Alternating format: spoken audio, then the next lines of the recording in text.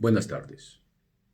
El Perú de hoy vive atravesando un duro ataque de una pandemia. Las acciones que ha implementado el gobierno han sido interpretadas de diferentes formas, unos a favor, otros en contra.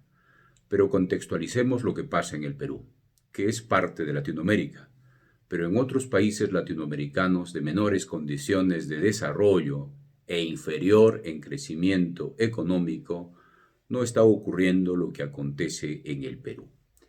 Entonces, ¿qué sucede en el Perú? Hay que señalar primero que Perú es un país neoliberal. Esto significa que es un país con un Estado empequeñecido sistemáticamente, con un reducido presupuesto para el aparato público, deshaciéndose de las responsabilidades en salud, en educación, en pensiones, y todas estas obligaciones pasan a ser administradas lucrativamente por la administración privada, que es otra característica central del Estado neoliberal, favorecer y privilegiar al sector privado. Por eso que para los peruanos de hoy es normal que sus hijos estudien en colegios particulares, es normal acudir a clínicas particulares cuando están enfermos o resignarse a padecer enfermedades crónicas o mortales.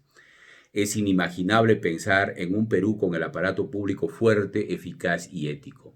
Para los peruanos, el sistema público es sinónimo de corrupción y enriquecimiento ilícito.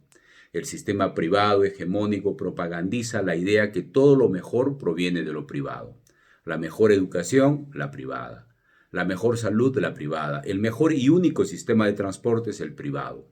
La panacea del Perú es que todo se privatice. Eso fue una receta impuesta desde la dictadura de Fujimori. Entonces, ¿cómo podríamos resumir al neoliberalismo? Es un sálvese quien pueda, que significa que solo aquellos que pueden pagar la educación privada pueden acceder a una educación con calidad. Si quieres disfrutar de salud, debes pagarla. Debes tener dinero o gozar de ingresos considerables que te permitan pagar estos gastos. Entonces, muchos se preguntarán, ¿a quién favorece el Estado neoliberal y por tanto a quiénes sirve el gobierno neoliberal? A los ricos, es decir, al gran empresariado, a las grandes corporaciones, a las transnacionales. Estas grandes empresas están representadas por la CONFIEP, la Confederación Nacional de Instituciones Empresariales Privadas, que es el gremio que defiende los intereses de los ricos del Perú y de sus socios, las empresas que vienen a invertir y enriquecerse al Perú. Es un hecho que este gremio empresarial se ocupa de financiar candidatos al gobierno nacional y luego le pone la agenda político, social y económica, como la exoneración de impuestos a estas grandes empresas o favorecerlas con todo tipo de leyes con nombre propio. Por favor, una aclaración de clase. Los que tienen una pequeña empresa privada, una iniciativa económica, un emprendimiento, sus intereses no están representados ni son defendidos por la CONFIEP. ¿O ustedes también están exonerados de impuestos? Bien, volvamos a la pandemia.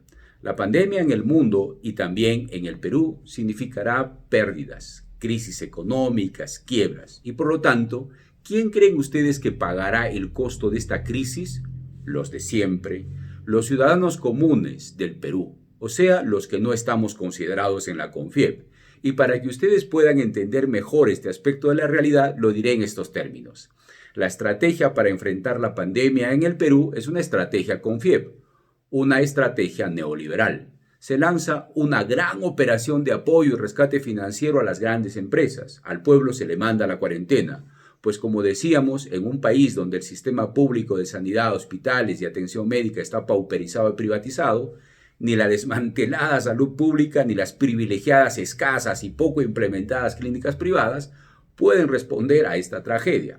Por lo tanto, el gobierno envía al pueblo peruano entero al confinamiento, sin tomar en cuenta su realidad. El arrinconamiento del neoliberalismo al Perú ha generado una alta informalidad laboral que es más del 70%. Las masas viven del emprendimiento, de una economía del día a día sin ninguna capacidad de ahorro. Entonces, para nosotros los peruanos que no somos parte de la CONFIEP, ¿qué significa realmente el confinamiento? Es un sálvese quien pueda. El que pueda quedarse en casa, que se quede. El que tenga que pasar hambre, que pase hambre.